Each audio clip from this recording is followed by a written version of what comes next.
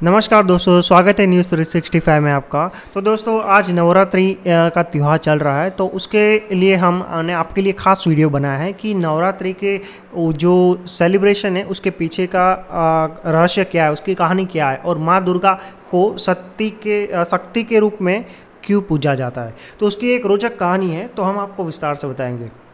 भगवान शिव की दो पत्नी थी। सबसे पहली पत्नी थी सती जी।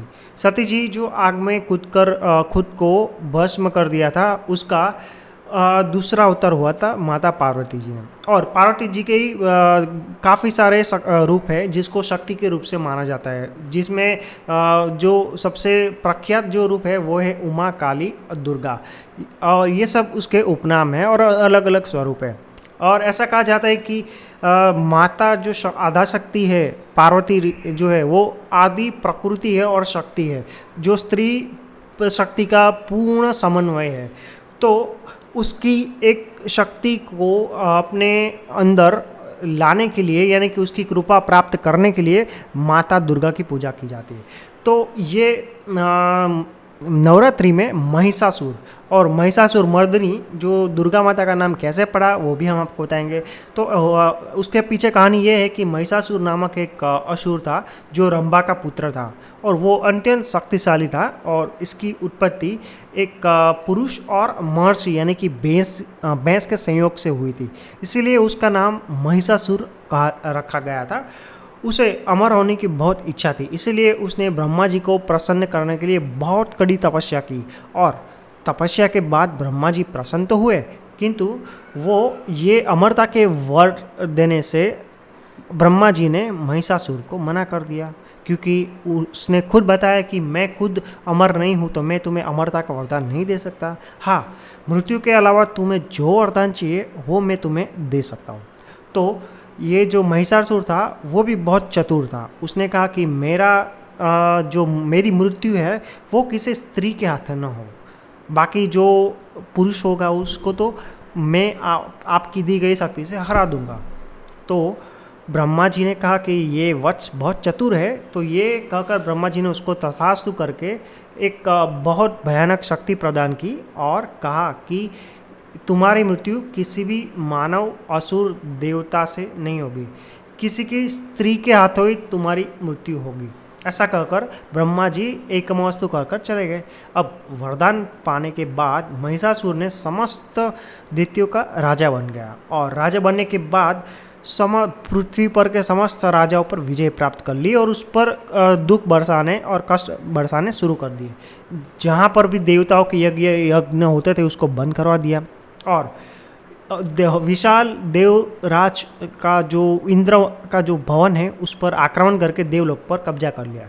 अब इसके बाद देवलोगों ने ब्रह्मा, विष्णु, महेश जी के पास गए और उसके पास जाकर भगवान से प्रार्थना की कि आप हमें इस असुर से मुक्ति दिलवाइए। तब तीनों जो देव थे, ब्रह्मा, विष्णु, महेश, तीनों ने एक साथ महिषासुर से सामना किया, उसके साथ युद्ध किया, किंतु कोई भी उसको परास्त नहीं कर पाए, क्योंकि उसके पास वरदान था ब्रह्मा जी खुद का कि किसी भी पुरुष के हाथ उसका मृत्यु नहीं होगा। फिर तीनों देवताओं ने अपनी शक्ति से दुर्गा माता का स्मरण किया और देवी पार्वती ने दुर्गा माता का स्वरूप धारण किया और उससे हुआ यूँ कि उसका प्रचंड तेज से दुर्गा माता बहुत बड़े आकार में प्रकट हुए। तब तीनों देवों ने दुर्गा की स्तुति की और अपने अपने अंश में से शक्तियाँ दुर्गा देवी को प्रदान किया। अब वो शक्ति लेकर जो माता दुर्गा थी वो ये महिषासुर जो राक्षस था उसको मारने के लिए हिमालय पर्वत पर चली गई। अब वहाँ ये दुर्गा माता स्त्री स्वरूप देखकर राक्षस उसके मोहित हुए। अब मोहित होने के बाद काफ़ी सारे राक्षसों ने उसके साथ युद्ध किया। करीब करीब सारे के सारे राक्षस माता के साथ युद्ध में मारे गए। फिर अंत में महिषासुर जो राक्षस था वो माता के सामने आया और उसको युद्ध के लिए ललकारा। तब ये दुर्गा माता से युद्ध करते करते महिषासुर भी बहुत विचलित हो चुका कि ये कौन सी शक्ति है कि जिसे मैं परास्त नहीं कर पा रहा हूँ। तो महिषासुर ने क्या किया कि मायावी युद्ध खेलना शुरू कर दिया।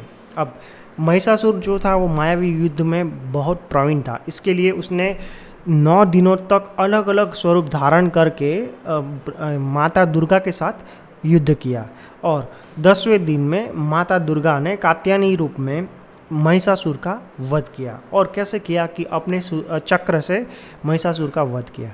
तो इसी के उपलक्ष्य में ये 10वें दिन को विजया दशहरा के दिन में मनाया जाता है।